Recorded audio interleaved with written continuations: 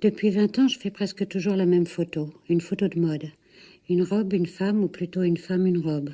Dedans, dehors, debout, assise, plus près, plus loin, à l'ombre, au soleil, l'été, l'hiver, peu importe. Je photographie le privilège, la chimère, l'évanescence, l'improbable ou la beauté, j'y cherche l'émotion et la quête en est d'autant plus désespérante. Souvent, j'envie ceux qui savent photographier la vie. Moi, je la fuis. Je pars de rien, je ne témoigne de rien. J'invente une histoire que je ne raconte pas, j'imagine une situation qui n'existe pas. Je crée un lieu où j'en efface un autre. Je déplace la lumière, je déréalise et puis j'essaie. Je guette ce que je n'ai pas prévu, j'attends de reconnaître ce que j'ai oublié. Je défais ce que je construis, j'espère le hasard et je souhaite plus que tout être touché en même temps que je vise. Alors je tourne autour du modèle, je la regarde à n'en plus finir, de face, de profil, de dos, à l'envers, en pied, sans pied, je change les angles, je triche les perspectives, je brouille les pistes, je ne sais plus quoi faire, je ne sais plus rien, autour de moi le vide. Le modèle n'a qu'une place, je cherche la mienne, je ne la trouve pas, ils attendent, je ne veux plus être là, je m'accroche aux lignes, à la courbe de la nuque, au pli de la robe, au geste de la main, au mouvement des hanches. Le modèle bouge lentement.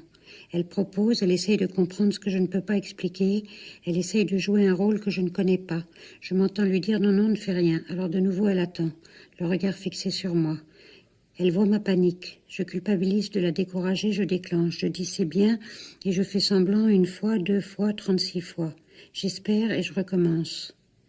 Le jour baisse, la lumière change, je perds confiance, je ne veux plus jamais faire de photos mais je continue, et puis soudain, pas toujours mais quelquefois, quelque chose se passe, quelque chose a changé, je ne sais jamais pourquoi, ou bien je suis au bon endroit au bon moment, ou bien seulement j'y crois, quelquefois je vois une fraction de seconde, comme une étincelle, la beauté ou l'insolite ou la différence, ou seulement la surprise.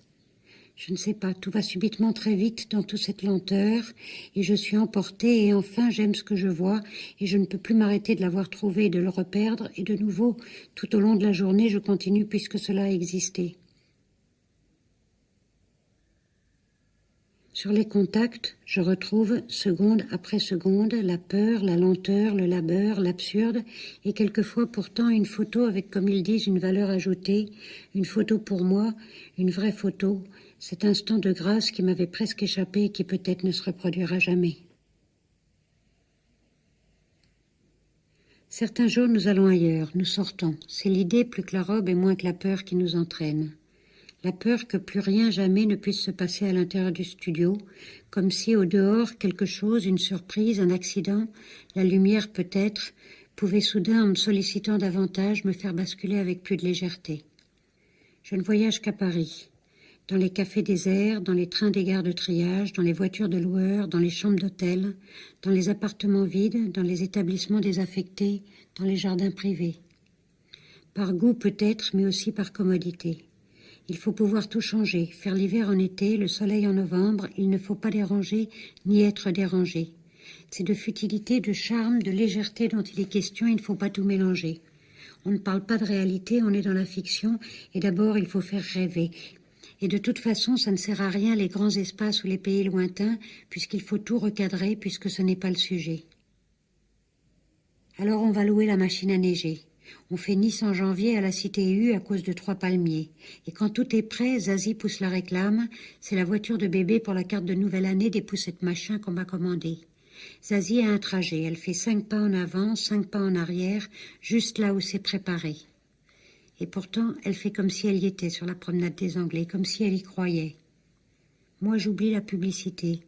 Et plus je la regarde, et plus je me souviens d'autres clichés, au propre et au figuré, d'autres clichés d'une époque où je n'étais pas née. Je me souviens des photos de ma mère, un peu endimanchée, et je lui dis « Ne bouge pas, faisons juste comme un instantané. » Et quand elle sourit, ça a presque l'air vrai. Et on continue comme ça, au petit bonheur la chance, d'une semaine à l'autre, à Saint-Ouen pour les mariés du Frankfurter, ou à Bercy pour le tic de Cacharel, ou à Saint-Denis pour le calendrier O'Leary, ou encore Porte des Lilas pour les danseuses de Saint-Laurent, etc., etc. Et puis on recommence ce soir parce qu'on a raté hier. C'est pour l'illustration d'un article sur les noces, Korscheit en allemand. J'ai le mot dans la tête. On allume les hachémis et par terre on jette des confettis pour indiquer que la fête est finie. Léonard a mis le haute forme du marié pour embrasser Zazie dans l'ombre. Il lui dit quelque chose et elle rit. Elle rit aux éclats. Elle rit comme elle crie. On est sur un manège, tout tourne et moi aussi je ris. Un autre jour, c'est les tropiques à Bagatelle, un jour de mousson, à cause de la végétation et surtout grâce au jet d'eau que le jardinier a oublié. On essaye à un endroit et puis un autre.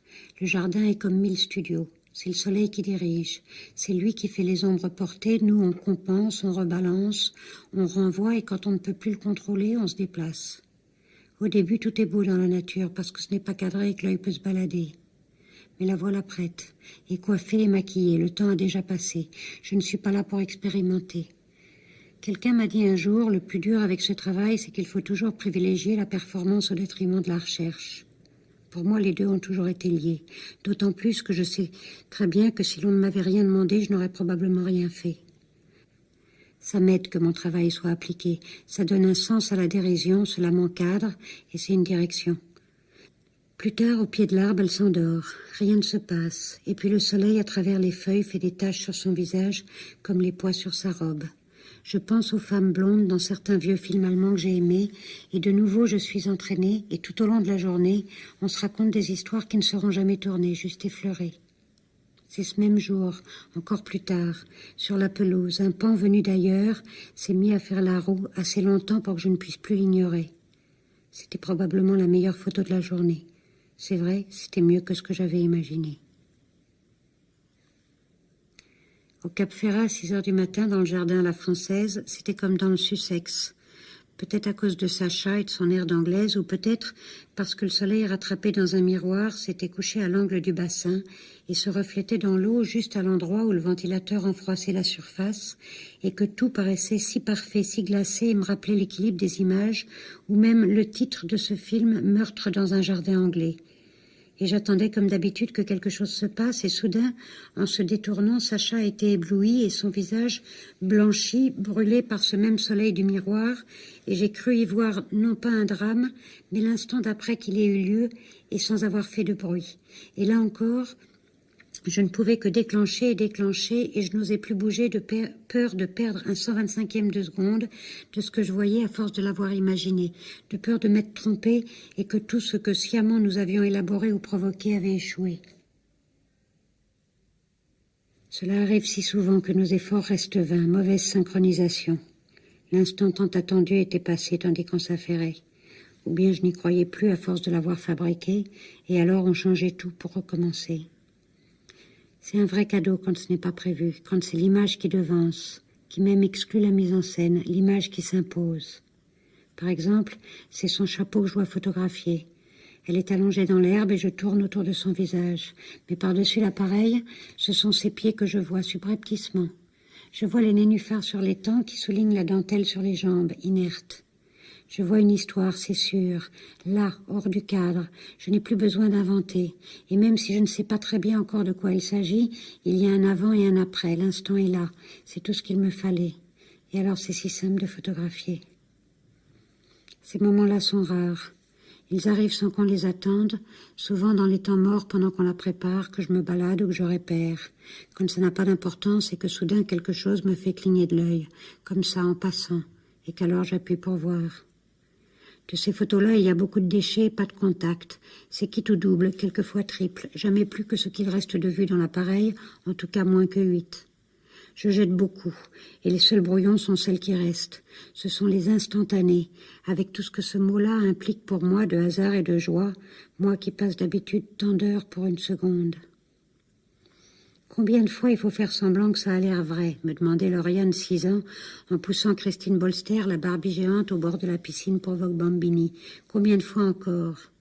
Je rusais, je promettais la lune pour qu'elle crie plus fort, qu'elle tire de plus belle, qu'elle se penche davantage, qu'elle lève la tête plus haut tout en montrant le modèle, en faisant gonfler le manteau et que ça ait l'air plus vrai encore. Et entre les bravos, les merci, les baisers, les je te supplie et je te promets, je continuais de déclencher autant qu'elle me laissait. De toute façon, c'était donnant-donnant. Une photo contre un cadeau. Lauriane, elle avait la passion des chaussures. Tout le vestiaire de Bambini y passait. Et quand arrivait le bravo, tu gagnes la semelle, bravo, tu gagnes les lacets, bravo, l'autre semelle, c'est que la photo était presque finie, même si elle ne l'était pas. Jurer, c'est jurer, sinon c'est pas de jeu. Drôle de jeu, coup de poker. Il fallait croire au miracle ou à la magie plus qu'à la photographie. Regarde dans l'appareil, l'oiseau va sortir. Si, je t'assure, il a une couleur. Regarde bien l'appareil. Dis-moi la couleur. Bleu? Bleu, tu as dit bleu. Tu l'as vu alors. Bravo, bravo, regarde encore. Bleu outre-mer ou bleu pervenche? Ne bouge pas, ne bouge plus. Regarde encore. Regarde-moi, Morgane. C'est beau, tes yeux sont bleus. Plus bleus que l'oiseau bleu. Bleu azur. Regarde encore, c'est beau, c'est bleu. Je ne savais plus ce que je disais. Je restais l'œil vrillé à l'appareil, hypnotisé, tandis qu'elle me regardait délirer. Rien ne l'étonnait. Et pour cause, elle en avait vu d'autres, avec tout ce qu'elle se racontait. « T'inquiète pas, me disait-elle, j'ai tout compris, et c'était vrai. » Nous avons travaillé ainsi pendant 5 journées. 5 journées épuisantes et fascinantes. Je ne peux pas les évoquer sans bouffer de tendresse et de gratitude envers toi, Morgane, mon petit chaperon rouge en noir. Et je te remercie. Et toi aussi, Lauriane, et Tristan, et Isabelle, et Yaël, et Amina, et tous les autres, mes coéquipiers d'un jour, mes partenaires préférés dans la course à la chimère. La course à la chimère, oui c'est ça, c'est la même. Toujours la même histoire, Alexandra, qui nous a tenus ensemble tout au long de notre Mississippi, comme un pacte tacite ou comme un rite vaudou, comme une potion de sorcière, jusqu'à faire bouger les images, jusqu'à faire du cinéma.